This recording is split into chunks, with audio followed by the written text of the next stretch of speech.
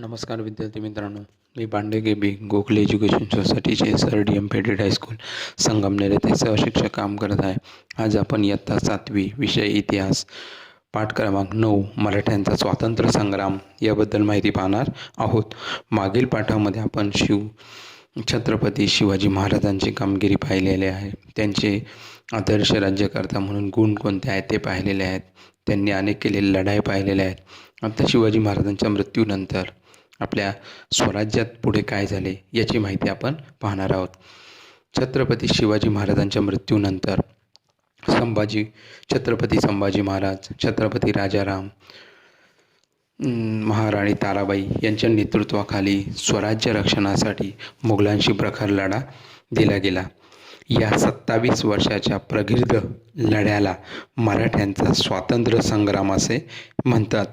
म्हणजे शिवाजी महाराजांच्या मृत्यूनंतर 27 वर्ष मुघलांबरोबर छत्रपती संभाजी महाराज, छत्रपती राजाराम महाराज, महाराणी ताराबाई यांच्या नेतृत्वाखाली मराठ्यांनी मुघलांशी जो प्रखर लढा दिला, या लढ्यालाच मराठ्यांचा स्वातंत्र्य संग्राम असे म्हणतात. इसवी सन 1682 खुद्द औरंगजेब बादशाह दक्षिणेमध्ये चालून आला. तरी देखील मुघलांबरोबरच्या या संग्रामात अनेक अडचणीवर मात करून मराठी सरदार विजयी झाले. हा मराठ्यांचा स्वातंत्र्य संग्राम म्हणजे आपल्या भारताच्या इतिहासातील एक रोमहर्षक व तेजस्वी कालखंडच आहे. आपण या 9व्या मराठ्यांच्या स्वातंत्र्य संग्राम या पाठामध्ये मराठ्यांनी मुघलांशी कसा लढा दिला, कोणकोणते प्रसंग आले याची माहिती आपण पाहणार आहोत. इथे मराठा हा शब्द मराठी भाषा बोलणारे असो व महाराष्ट्रीय लोक या अर्थाने घेतलेला आहे. आता आपण छत्रपती संभाजी महाराज यांची माहिती पाहत आहोत. छत्रपती संभाजी महाराज हे छत्रपती शिवाजी महाराजांचे ज्येष्ठ पुत्र होत. त्यांचा जन्म 14 मे 1656 रोजी पुरंदर या किल्ल्यावर झाला. शिवाजी महाराजांनंतर ते छत्रपती झाले. त्यावेळी मराठ्यांचा मुघलांशी संघर्ष चालू होता. अशा स्थितीत औरंगजेब बादशहाचा मुलगा शहाजादा अकबर यांनी आपल्या पित्याविरुद्ध म्हणजेच औरंगजेबाविरुद्ध बंड केले. हे बंड बादशहाने मोडून काढले. मग अकबर हा दक्षिणेत संभाजी महाराजांच्या आश्रयाला आला. त्याचे परिपात्य करण्यासाठी औरंगजेब बादशाह हा इसवी सन 1682 दक्षिणेत आला. त्याच्याबरोबर अफाट सैन्य आणि प्रभावी तोफखाना होता. त्याने जंजिऱ्याच्या सिद्धीला मराठ्यांच्या विरुद्ध मोहीम हाती घेण्यास सांगितले. पोर्तुगीजांनाही आपल्या बाजूला वळवून घेतले. यामुळे संभाजी महाराजांवर एकाच वेळी अनेक शत्रूंना तोंड देण्याचा प्रसंग आला. मी पुन्हा एकदा सांगतो, औरंगजेब हा संभाजी महाराजांच्या अकबर हा दक्षिणेत संभाजी महाराजांच्या आश्रयाला आल्यानंतर त्याचा पराभव करण्यासाठी म्हणजेच संभाजीचा पराभव करण्यासाठी औरंगजेब बादशाह 1682 दक्षिणेत आला. त्याच्याबरोबर अफाट सैन्य व प्रभावी तोफखाना होतात. या औरंगजेबाने जंजिऱ्याच्या सिद्धीला मराठ्यांच्या विरुद्ध मोहीम हाती घेण्यास सांगितले. पोर्तुगीजांना संभाजीराजांच्या विरोधात आपल्या बाजूला वळून घेतले. म्हणूनच संभाजी महाराजांना एकाच वेळी अनेक शत्रूंना तोंड देण्याचा प्रसंग आला. संभाजी महाराजांची कारकीर्द ही शिवाजी महाराजांच्या नंतर आलेल्या मराठ्यांच्या स्वातंत्र्य संग्रामाचे पहिले पर्व होय. शिवाजी महाराजांनी आपल्या कारकिर्दीत या संभाजी महाराजांना मुलकी राज्यकारभाराचे व लष्करी मोहिमाचे उत्कृष्ट शिक्षण दिले होते. वयाच्या 14व्या वर्षापासून संभाजी महाराज राज्याचा राज्यकारभार व सैन्याचे आधिपत्य यात लक्ष घालू लागले होते. युवराज असतानाच संभाजी महाराजांनी मुघलांच्या व आदिलशहाच्या अनेक प्रदेशावर स्वाऱ्या केल्या होत्या. त्या संभाजी महाराजांच्या युद्ध कौशल्याचे वर्णन करताना फ्रेंच प्रवासी ॲबे कॅरे म्हणतो, हा युवराज लहान असला तरी तो धैर्यशील आणि आपल्या पित्याच्या कीर्तीस म्हणजे शिवाजी महाराजांच्या कीर्तीस साजेल असा शूरवीर आहे. संभाजी महाराज छत्रपती झाल्यावर मराठ्यांचा मुघलांशी संघर्ष हा अधिक तीव्र झाला. काबूलपासून कन्याकुमारीपर्यंत मुघलांचा एकछत्री अंमल निर्माण करण्याचा औरंगजेबाचा उद्देश होता. औरंगजेबाने आपल्या प्रचंड लष्करी व आर्थिक शक्तीने मराठ्यांचे राज्य नष्ट करायचे, मराठ्यांचा नायनाट करायचा असे औरंगजेबाचे स्वप्न होते. पण संभाजी महाराजांनी आपल्या पराक्रमाने आणि आपल्या युद्ध कौशल्याने औरंगजेबाचे हे स्वप्न धुळीस मिळवले. संभाजी महाराजांनी आपल्या फौजेच्या तुकड्या अनेक मुघलांच्या प्रदेशात पाठवल्या. मराठ्यांचा नाशिकजवळचा रामसेतचा किल्ला तर बादशहाच्या सेनानींना दीर्घकाळ प्रयत्न करून घेता आला नाही. अशा प्रकारे संभाजी महाराजांच्या पराक्रमाने औरंगजेब हा जेरीस आला. त्यामुळे एकदा अत्यंत संतापाने औरंगजेबाने आपल्या डोक्यावरचे पागोटे जमिनीवर आपटले व प्रतिज्ञा केली, या संभाजीचा पाडाव करीपर्यंत मी पुन्हा पागोटे घालणार नाही. संभाजी महाराजांनी औरंगजेबाला इतके हतबल करून टाकले होते. मराठ्यांचे किल्ले जिंकले की मराठ्यांचे राज्य संपेल या विचाराने औरंगजेबाने सुरुवातीला नाशिकजवळील रामकेस किल्ल्याला वेढा घातला होता. औरंगजेबाची सैन्य संख्या मोठी होती, मराठ्यांची सैन्य संख्या ही कमी होती, पण तरीही मराठ्यांनी या औरंगजेबाच्या सैन्याविरुद्ध चिवट प्रतिकार केला. हा रामसेसच्या किल्ल्याला दिलेला वेढा हा जवळजवळ 5 वर्ष चालला. मूठभर मराठी सैनिकांनी केलेला हा पराक्रम अद्वितीय होता. मराठ्यांच्या चिवट प्रतिकारामुळे मराठ्यांशी संघर्ष करणे अवघड असल्याची जाणीव औरंगजेबाला झाली होती. आता संभाजी महाराजांचे पुढचे त्यांच्याविरुद्ध संभाजी महाराजांची आता पुढची मोहीम होती सिद्धी विरुद्धची मोहीम. जंजिऱ्याचा सिद्धी हा मराठी प्रदेशाला, मराठी मुलखाला उपद्रव देत असे. मराठ्यांच्या मुलखावर धाडी टाकून तो जाळपोळ, लुटालूट, अत्याचार करत असे. घरात जैसा उंदीर तैसा राज्यात सिद्धी असे त्याचे वर्णन सभासदाने केलेले आहे. सभासद म्हणजे हा सभासदकार इतिहास आहे. सिद्धी याचे वर्णन घरात जैसे उंदीर तैसा राज्यात सिद्धी असे वर्णन केले आहे. संभाजी महाराजांनी 1682 या जंजिऱ्याच्या सिद्धी याच्या विरुद्ध मोहीम उघडली. त्यांच्या सैन्याने त्यांच्या ताब्यातील दंडराजपुरी या किल्ल्याला वेढा दिला आणि जंजिऱ्यावर तोफांचा भडीमार केला. परंतु त्याच वेळी मुघलांचे सैन्य म्हणजेच औरंगजेबाचे सैन्य स्वराज्यावर चालून आल्यामुळे संभाजी महाराजांना जंजिऱ्याची मोहीम अर्धवट सोडावी लागली. नाहीतर जंजिऱ्याचा सिद्धी त्याचा पराभव हा निश्चित होता. अचानक मुघलांचे सैन्य स्वराज्यावर चालून आल्यामुळे संभाजी महाराजांना जंजिऱ्याची म्हणजे सिद्धीविरुद्धची मोहीम अर्धवट सोडावी लागली आणि स्वराज्यासाठी त्यांना माघारी यावे लागले. त्यानंतर पोर्तुगीजांविरुद्धची मोहीम. गोव्याच्या पोर्तुगीजांनी संभाजी महाराजांच्या विरुद्ध बादशहाशी हात मिळवणी केली होती. त्यामुळे पोर्तुगीजांना धडा शिकवावा असे संभाजी महाराजांनी ठरवले. इसवी सन 1683 पोर्तुगीजांच्या रेवदंडा या बंदरावर संभाजी महाराजांच्या सैन्याने हल्ला केला. प्रत्युत्तर म्हणून पोर्तुगीजांनी गोव्याच्या सीमेवर मराठ्यांच्या ताब्यात असणाऱ्या फोंडा या किल्ल्यास वेढा दिला. मराठ्यांनी हा वेढा मोडून काढला आणि गोव्यावर चढाई केली. या लढाईमध्ये येसाजी कंक या मराठा सरदाराने पराक्रमाची शर्थ केली. यात पोर्तुगीज गव्हर्नर घायाळ झाला. पोर्तुगीजांना माघार घ्यावी लागली. संभाजी महाराजांनी या पोर्तुगीज गव्हर्नर व पोर्तुगीजांच्या सैन्यांचा पाठलाग केला. पोर्तुगीज मोठ्या संकटात सापडले. पण त्याच वेळी मुघलांनी दक्षिण कोकणवर आक्रमण केल्याची बातमी संभाजी महाराजांना मिळाली. त्यामुळे हाताशी आलेला गोव्याचा विजय सोडून त्यांना मुघलांचा म्हणजे औरंगजेबाच्या सैन्याचा प्रतिकार करण्यासाठी पुन्हा स्वराज्यात परतावे लागले.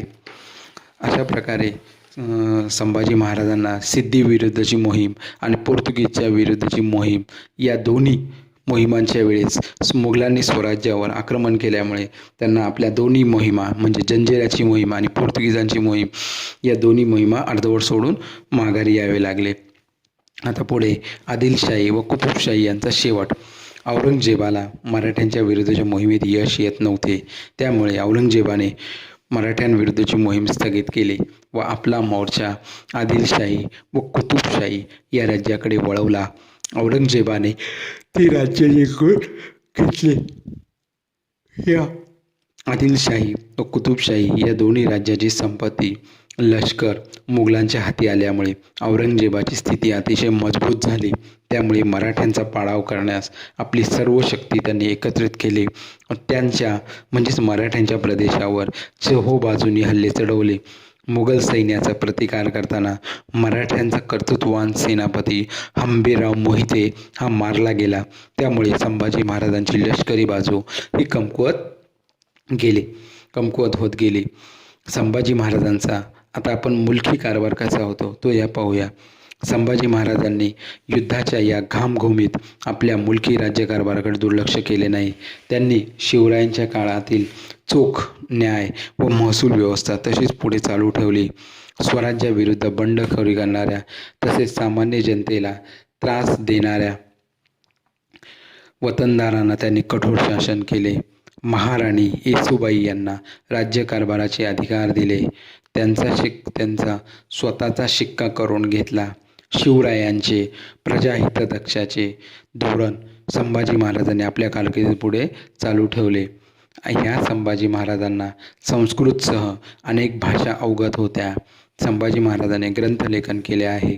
राजनीतीवर प्राचीन भारतीय ग्रंथाचे अवलोकन करून त्यांनी बुधभूषण या ग्रंथामध्ये ज्ञान लिहिलेले आहे. प्राचीन अनेक ग्रंथाचे अवलोकन करून त्याचे सार त्यांनी बुधभूषण या ग्रंथामध्ये लिहिले आहे. संभाजी महाराजांनी बुधभूषण या ग्रंथाची रचना संस्कृत भाषेमध्ये केली आहे. त्यातील 2ऱ्या अध्यायात राजनीतीची चर्चा आलेली आहे. या 2ऱ्या अध्यायात राजाची लक्षणे, प्रधान, राजपुत्र, त्यांचे शिक्षण व कार्य, राजाचे सल्लागार कसे असावेत, कोण होते, गड व गडावरील साहित्य, लष्कर, राजाचे कर्तव्य, हेर व्यवस्था याबद्दल माहिती सांगितलेली आहे. आता पुढे संभाजी महाराजांचा मृत्यू झाला. आतापर्यंत आपण संभाजी महाराजांच्या मोहिमा, त्यांचा राज्यकारभार, त्यांचं ज्ञान याच्याबद्दल माहिती पाहिली. आता आपण पुढे संभाजी महाराजांचा मृत्यू कसा झाला पाहूया. औरंगजेब संभाजी महाराजांना नमवण्यासाठी प्रयत्नांची पराकाष्ठा करत होता. औरंगजेबाने मुकरब खान याची नेमणूक कोल्हापूर प्रांतावर केलेली होती.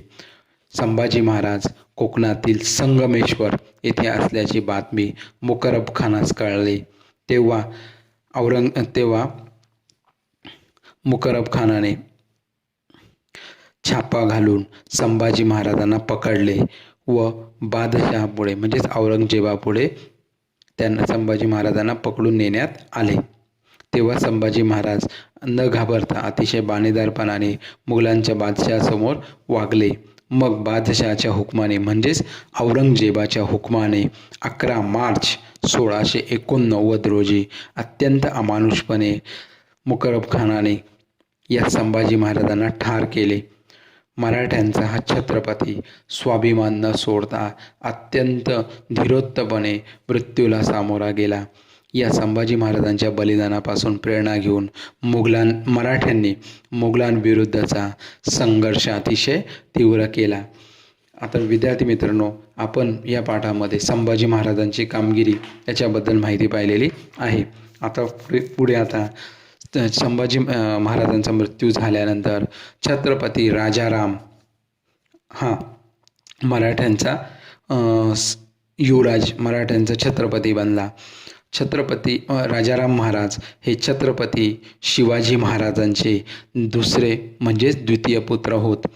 राजाराम महाराजांचा जन्म 24 फेब्रुवारी 1670 रोजी रायगडावर झालेला होता.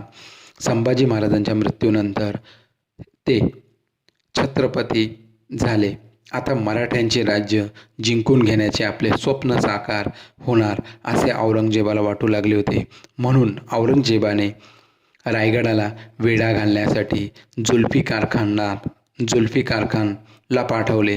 त्यावेळी राजाराम महाराज व त्यांची पत्नी महाराणी ताराबाई व तसेच संभाजी महाराजांच्या पत्नी येसूबाई व पुत्र शाहू हे रायगडावरच होते. ऐका, जेव्हा जुल्फिकार खानने रायगडावर वेढा घातला त्यावेळेस राजाराम महाराज, त्यांची पत्नी महाराणी ताराबाई, संभाजी महाराजांची पत्नी येसूबाई व संभाजी महाराजांचा मुलगा शाहू हे रायगडावर होते. या सर्वांनी एकाच वेळी रायगडावर राहणे धोक्याचे होते. या प्रसंगी येसूबाईने म्हणजेच संभाजी महाराजांच्या पत्नीने अनुभूतपणे संकटाला तोंड दिले. कोणत्याही परिस्थितीत मुघलांना शरण जायचे नाही असे ठरवून त्यांनी रायगडावर महत्त्वाचे राजनैतिक निर्णय घेतले. त्यानुसार राजाराम महाराजांनी रायगडाच्या वेढ्यातून बाहेर पडावे व आवश्यकता भासल्यास दूरवर जिंजीला जावे असे ठरले. महाराणी येसूबाई यांनी आपल्या नेतृत्वाखाली रायगड लढवावा असे धोरणही तयार करण्यात आले. येसूबाईंनी आपल्या मुलाला म्हणजेच पुत्र शाहू याला छत्रपती पदावर न बसवता शिवाजी महाराजांचा दुसरा मुलगा राजाराम यांना छत्रपती बनवले. राजाराम महाराजांना छत्रपती बनवले. हा त्यांचा निर्णय हे स्वराज्य प्रेमाचे व पराकोटीच्या स्वार्थ त्यागाचे उदाहरण होय. त्यांनी स्वतःच्या पुत्राला त्याच्या प्राणाची पर्वा न करता त्यांनी राजाराम यांनाच छत्रपती पदावर बसवले. 5 एप्रिल 1689 रोजी राजाराम महाराज आपल्या काही सहकार्यासह रायगडाच्या वेढ्यातून निसटले आणि दक्षिणेत जिंजीला जाण्याचा निर्णय घेतला. जिंजीचा किल्ला अभेद्य होता. हा किल्ला जिंकून घेणे मुघलांना सोपे नव्हते. प्रल्हाद निराजी, खंडू बल्लाळ, रूपाजी भोसले इत्यादी विश्वासू लोकांना बरोबर घेऊन राजाराम महाराज जिंजीला पोचले. तर विद्यार्थी मित्रांनो, आता आपण इथं थांबणार आहोत. या पाठामध्ये आपण छत्रपती संभाजी महाराज यांची कारकीर्द, संभाजी महाराजांच्या मृत्यूनंतर शिवाजी महाराजांचा दुसरा मुलगा राजाराम महाराज याची माहिती आपण पाहिलेली आहे.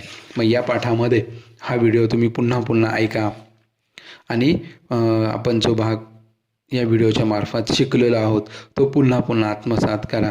पुन्हा एकदा पाठाचे पान व धडा हा वाचून घ्या. संभाजी महाराजांच्या आयुष्यामध्ये असणाऱ्या दोन्ही मोहिमा म्हणजे सिद्धिविरुद्धची मोहीम, पोर्तुगीजाविरुद्धची मोहीम याचा चांगला अभ्यास करा. संभाजी महाराजांचं ज्ञान, त्यांनी जे ग्रंथ लिहिले त्याच्याबद्दल माहिती वाचा. संभाजी महाराजांचा मृत्यू, त्याच्यानंतर छत्रपती राजाराम महाराज बनल्यानंतर कोणत्या घडामोडी घडल्या, ह्या सर्व माहिती तुम्ही या व्हिडिओच्याद्वारे मिळवा आणि हा व्हिडिओ पुन्हा ऐका. पाठ व्यवस्थित मन लावून वाचा. अतिशय उत्साह देणारा आणि आकर्षक असणारा हा पाठ आहे. धन्यवाद. पुढील माहिती पुढच्या पाठाला पाहूया.